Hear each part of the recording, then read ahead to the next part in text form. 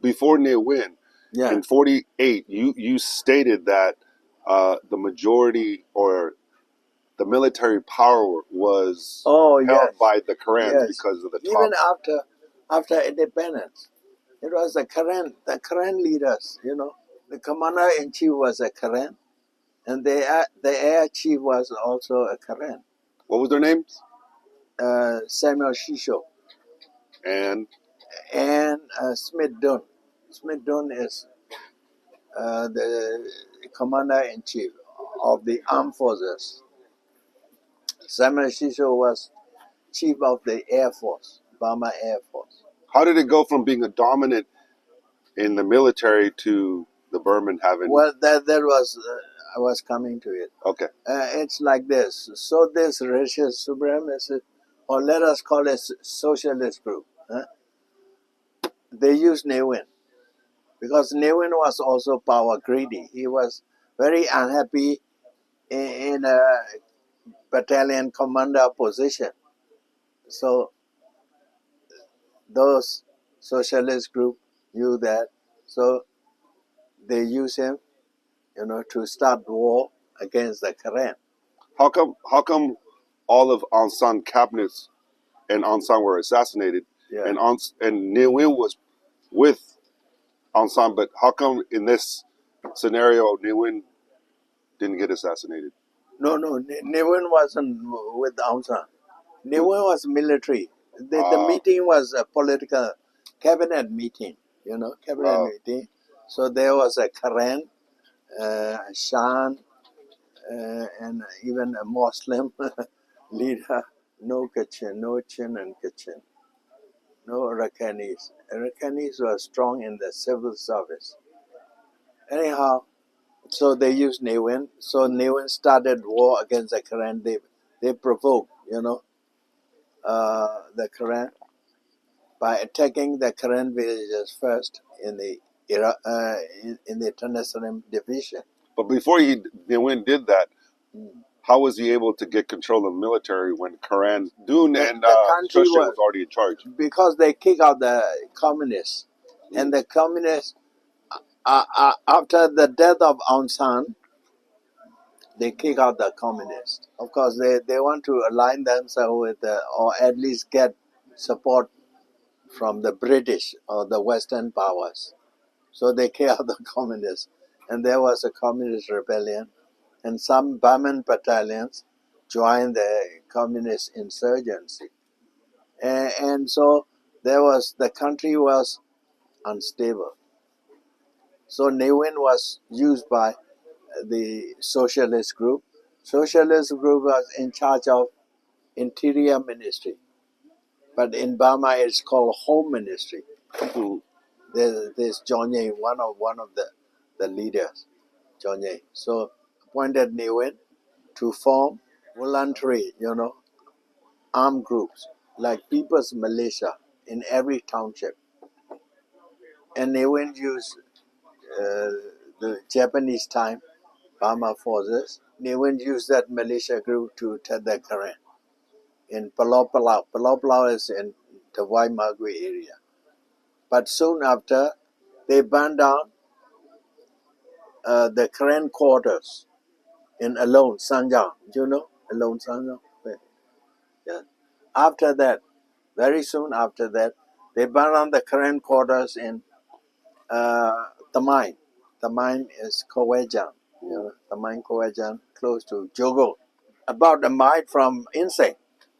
When it came to Insane, when they started threatening, you know, to eliminate the Karen, they used loudspeakers, you know. Saydaga means a quarter of this. That means, baby, we will kill all of you, this. So the KNDO there, the Karen had the KNDO in Insane. The Karen quarter is a large one in Insane. So this KNDO had to, you know, take up arms, had to start. Armed resistance began. In self-defense. Right. Yes, in self-defense. And of course, they thought that they could wipe out the Karen maybe in 2 or 3 weeks or in a month's time, but that didn't happen. The Karen rebellion broke out in many places like Taungu, in the Irrawaddy Delta, in Kawthoolei now, what you call Ramti. His current name is Ramti. It's now Myawaddy. Actually, it's Ramti. And the current, of course, occupy Insane, and some of the current troops in Mingladon joined the current insurrection. And the insurrection spread to other areas as well. And after 2 months, the Burman troops ran out of arms and ammunition. So they used the trick of, the dirty trick of wiping out one village, not very far from Rangoon. They wiped it out, killed everyone in that, and they took the diplomatic mission members, most likely the military attaches, to go see the carnage, the scene of carnage, and accuse the Karen of committing those atrocities. There was U.S., British, and Indian. So they were shocked. I mean, the British, of course, their target was British, because they can get arms and ammunition from the British, stockpile in India after World War II. So the British supply with 6 shiploads of arms and ammunition. And after that, of course, the Insane fell. After more than 3 months, the resistance, lasted more than 3 months. One day, according to the current count. So the resistance started at that time. Yeah. However, the Karen military, the Burmans did not get rid of all the Karen military in 3 weeks. So how were they able to displace Dune and Shashwe? Oh, Dune and their political, the prime minister, they retire the chief. Long leave first, of course, it was long leave with pay, of course. But anyhow, Don was receiving, Samuel Shisho, they were receiving the pension money from the British, not from the government. Most of the pension money was from the British. So they were sent into retirement. Had to withdraw, have to abandon Insane and went to Irrawaddy Delta. In the old days, the largest Karen, revolution was based in the Irrawaddy Delta. The eastern is the second largest, of course. But it's still fascinating because the Karen population, like you said, I think, and also historically, is majority of Karens were in the Irrawaddy, and also Molamiain, Dewe, and Pa'a, and Do'u. And yes, Do'u is, like I said, it was in Pigu division. Now they call Pigu region, Irrawaddy Delta, yes. And Rangoon was in Pigu division. In the old days, Rangoon was a town of the Indians, 55 Indians, 30% Chinese, and the rest were mostly Karen, the Rangoon. We still call it Wituku, not Django, we still call it Wituku. Dagon is, I think, a more name, Dagon. The original, yes. It was a little larger than a village, It was a town.